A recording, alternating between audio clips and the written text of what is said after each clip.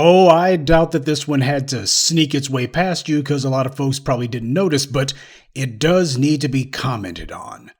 The usual suspects are at it again. Not that they really stopped.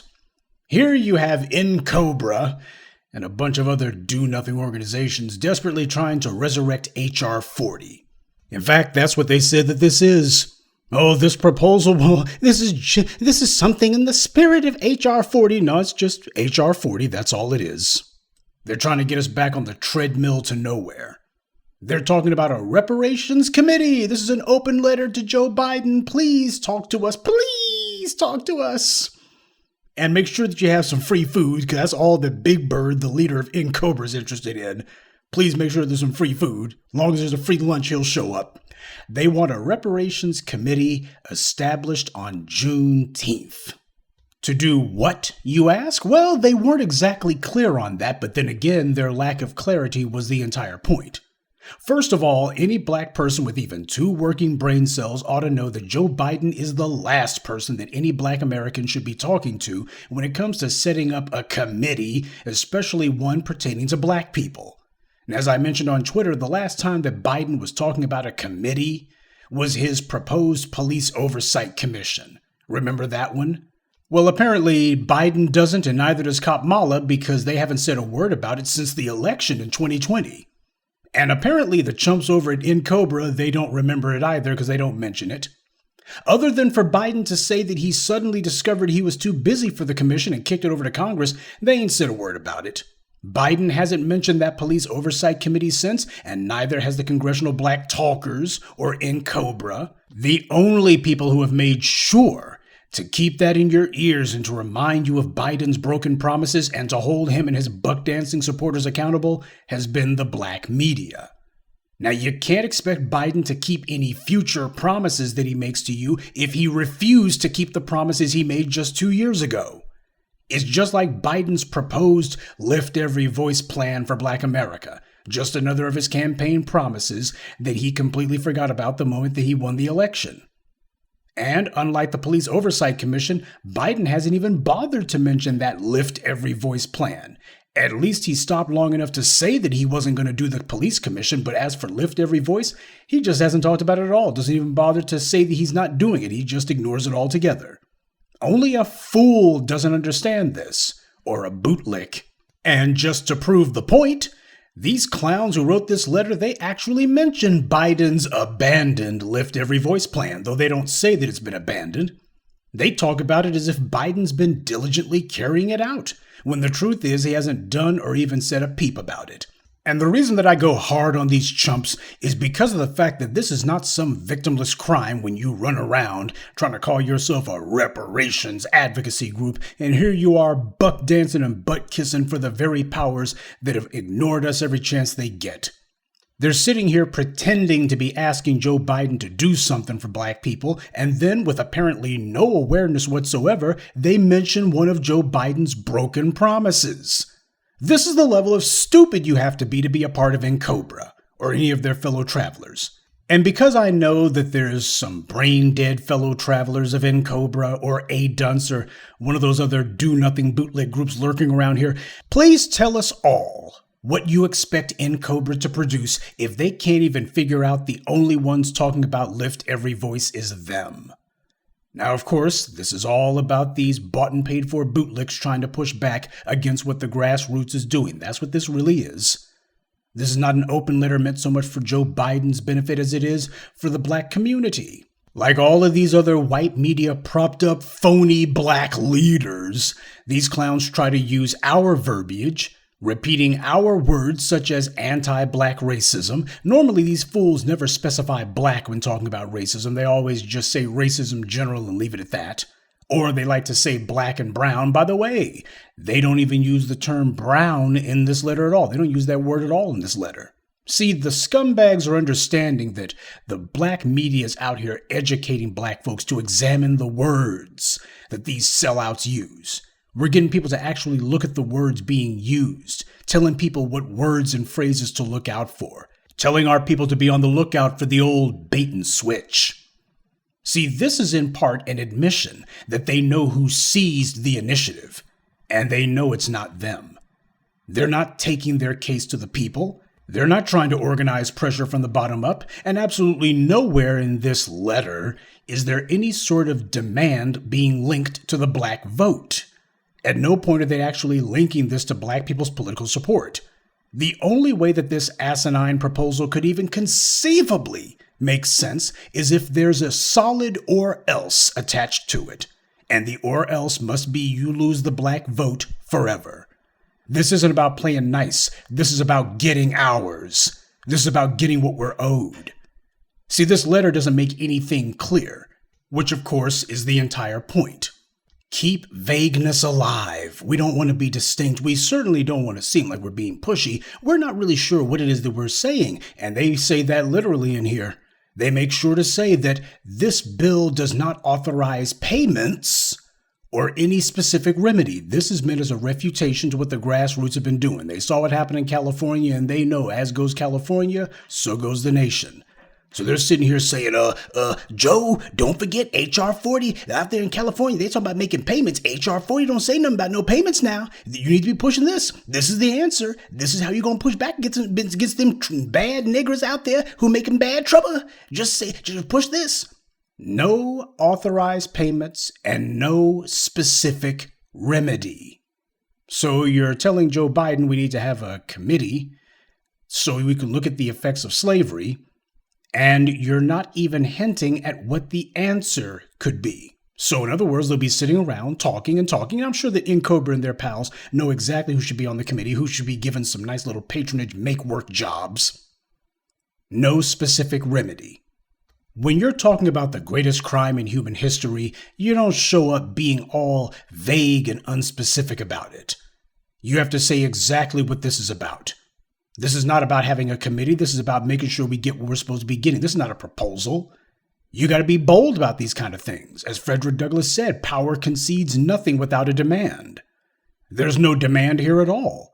These clowns are not saying what they want, and that's the entire point. They want you to go back to this fuzzy-headed talking or this gibberish. With every other group who's ever been done wrong in this country, they make it crystal clear exactly what they want. And when you don't have a threat of retaliation at the polls, if Biden doesn't do it, then what kind of leverage do you have? What are you showing up for? This is not supposed to be about, oh, Biden, can we get you to be nice? This is about making it very clear. You would never have any other group who sees decade after decade go by with the demand unfilled and have them still sitting here going, well, we want to be nice now. They'd be like, hell no. Nice died about 30 years ago. The only thing these clowns say regarding the election at all is Biden needs to set up the commission by Juneteenth of this year so that it can start working and issue recommendations before the next presidential election. So they're telling you that's what this is about. This is about ginning up the black vote for 2024. This is about setting up their little group of chumps and bootlicks and sellouts who'll sit around pretending to be working on reparations so that black folks can look and say, see, we got to vote for Biden's. They making progress now. They making progress. They gonna do something. These are just operatives for the DNC. For them, this letter is just to tell Biden to advise him on how he can con black people into voting for him again. Pretend to be doing something on reparations. Oh, all these black folks talking about reparations. You need to act like you're doing something. Because the black media isn't letting that issue go. It's staying front of mind for black people. So they're trying to coach Biden on how he can trick black voters into thinking he's actually doing something on reparations, when in fact, he and they aren't going to do anything at all. This is their get out the vote effort. That's it. They're laying out that that's the game plan. Oh, you need to go ahead and give us some make work jobs now. And in 2 years from now, when black folks is asking what the hell is Biden going to do for us, we'll tell them, don't you see he's doing plenty. We go working on this reparations. Why, you got to vote for Biden. So them Republicans, they shut this reparation commission down. So you got to vote for the DNC.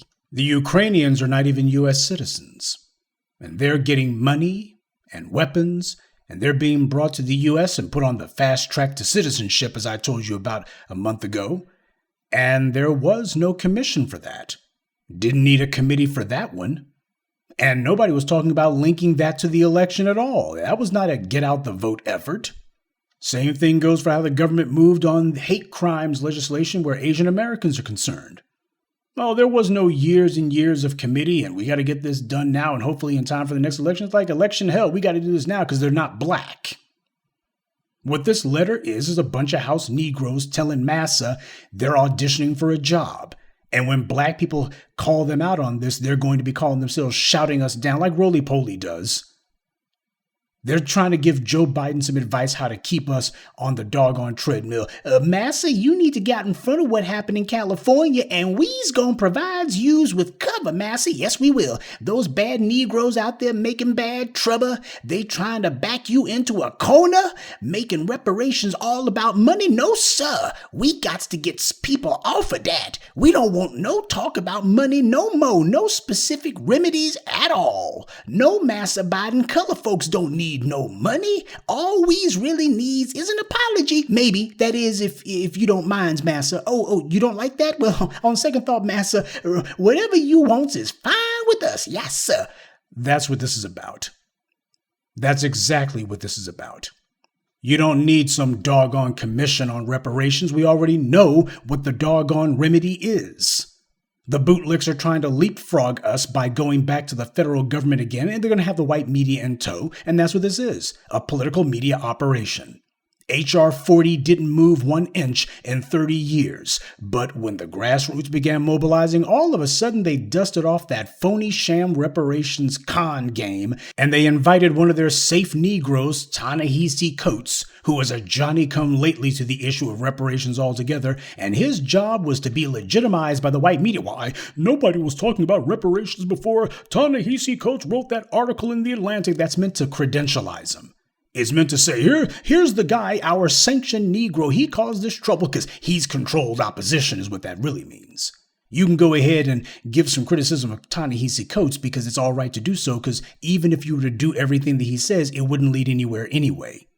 His job is to go ahead and be the Judas goat misleading everyone. So they invited him to that reparations sham committee hearing. And this guy sits here and blathers about the atrocities the country has inflicted on black people, but he doesn't say anything about money. And that was the point. He and the rest of those so-called panelists, so-called experts who are experts on nothing, they just talked in the same old rhetorical circles, and all of them making sure to say, now, reparations doesn't have to be money. Or in the case of Coleman Cruz Hughes, they just say, well, it shouldn't be reparations at all. So that's meant to get the message across that, oh, here you have a bunch of black people in front of Congress and talking about reparations. They're saying, no, it doesn't have to be money. It can be some HBCU grants or it can be an apology. And then you got some other guys saying it shouldn't be anything at all. That's meant to set up artificial boundaries for what is supposed to be the totality of the reparations debate. So white America can look and say, oh, that's right, reparations should be either an apology or nothing at all. And Ta-Nehisi Coates went right along with that. He sat there and did not even say boo. He didn't even mention money. And that was the point. Now they know with the pressure that we have put on that wasn't going to work, and it didn't. We've made it clear exactly what reparations must be. Cut the check. Reparations means money. So now they need a forceful refutation of that. Their last bit of political theater didn't work, so now they're planning an even bigger one. That's what this is supposed to be a call for. This is the Bootlicks sending out a call meant to initiate a counter-program against us. And then you look at the list of co-signers to this mess. It's just a who's who of the same old Bootlicks, sellouts, do-nothing organizations. You have plenty of groups who were founded and paid for by white money, who get some black Negro to be their front person. You see a few of those on the list. I also noticed a high number of Japanese listed among the co-signers of this letter. Nikkei Progressive, Nikkei for Civil Rights and Redress, Japanese American Citizens League, San Jose Nikkei Resistors, National Nikkei Reparations Coalition. Now, I don't object to other groups backing reparations for us. God knows we've supported enough of their causes. But I judge people by the company they keep. We know that NCOBRA is controlled opposition meant to derail and stop reparations, not to promote it. And when I see a bunch of names of groups and organizations who I don't know or who I haven't seen supporting us on anything, and suddenly they're out here for this, I'm going to have some questions. Speaking of which, the people who keep letting these bootlicking religious scam artists, civil rights retreads get their hearts to go pitter-pat, you better smarten up. But nobody here is going to waste time trying to educate you. When it comes to a debt, that's not something that requires a commission. When you got a credit card debt, when you got a mortgage debt, when you got a student loan debt, your creditors are not going to be spending years asking you if you'll be part of a committee to decide whether or not you ought to pay them. They're not going to be leaving it up to you at all. What they're going to let you know is you pay or else. And you know what you call that? You call that business. And that's exactly what the black media has taught you that your vote is supposed to be. Elections are supposed to be a business transaction. They want something of value, your vote, to put them in a position where they can enrich themselves. Well, if they want that vote, there's got to be something in it for you too. Quid pro quo. And if they're sitting here telling you, well, I'll give you an IOU. Okay, fine then. That's what's going to happen on election day. Well, we'll try to look into that. Oh, you'll try to do something? Then on election day, I will try to vote for you. Can't guarantee I'm going to. In fact, you should pretty much bet that I won't. But I will try. No, family, we're not going to put off further action in favor of further talk. There's nothing left to talk about. The Democrats can keep sending out these chumps all they want. That's not going to change anything. We represent the popular will of black people. When they hear this message, they gravitate to this. This latest attempt to try to seize the reparations issue and try to redefine it and put a bunch of black bootlick sock puppets out there who are going to be saying what their white DNC paymasters tell them to say, this isn't going to work. If there's one thing I know about political movements, it's that AstroTurf always breaks down. But grassroots never does. Good evening, and be one. I'd like to take a moment to mention some of our contributors. Oladele Suli, Detroit Beauty Supply, Quincy X, Ogun Eru Imu Asa, and Johnny Martin. Salute to them and thank you to everyone for listening, liking, and sharing this message.